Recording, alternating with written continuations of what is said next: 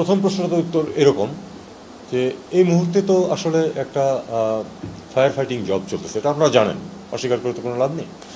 কারণ ছাত্ররা traffic control করবে এটা তো কথা না, তারা করছে কারণ এছাড়া উপায় ছিল না, তারা নিজে থেকে এগিয়ে এসছে যাতে করে, কিন্তু তাদের তো স্কুলে কলেজে ফেরত যেতে হবে। তো প্রথমে আমরা এই কাজটা করি, যাদের এই কাজটা করার কথা তাদেরকে আমরা নিয়ে আসি, আমরা পারিনি এখনও, এটা দেখতেই পাচ্ছেন।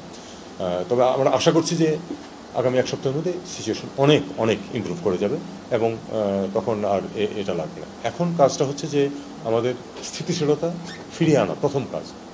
সেটা 7 দিন লাগতে পারে, 15 দিন লাগতে পারে, 2 মাস লাগতে পারে, এই স্থিতিশীলতা ফিরিয়ে আনতে হবে।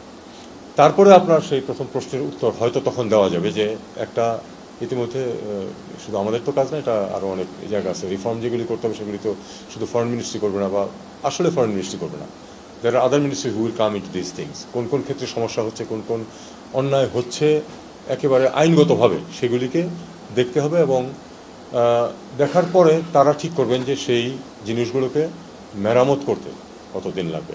এখন তারপরে এটার যে মেয়াদ সে সম্বন্ধে বলা যাবে। এখন নির্বাচন করতে হবে অবশ্যই, এবং নির্বাচনের মাধ্যমেই এই সরকার সরে যাবে, কিন্তু তার আগে আমরা এখনই বলতে পারছি না যে ঠিক কতদিন লাগবে।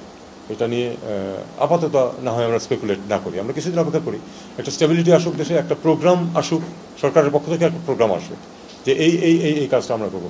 আমরা দেশকে স্বর্গ বানিয়ে রেখে যেতে পারবো না, এই ধরনের উচ্চাভিলাষ কারোই নেই, কিন্তু আমরা একটা চাচ্ছি যেটা আসলে আমরা চাওয়ার চেয়ে আমি বলবো যে যারা এই বিপ্লব সাধন করেছে তাদের কিছু দাবি দেওয়া আছে, তাদের কিছু স্বপ্ন আছে, এবং তারা সেটা কিন্তু আর্টিকুলেট করেছে, খুব খারাপ করে নেই, ভালো সুন্দর করে আর্টিকুলেট করেছে, এবং তাতে কিন্তু খুব একটা কিছু অযৌক্তিক কথা তারা তেমন কিছু বলেনি।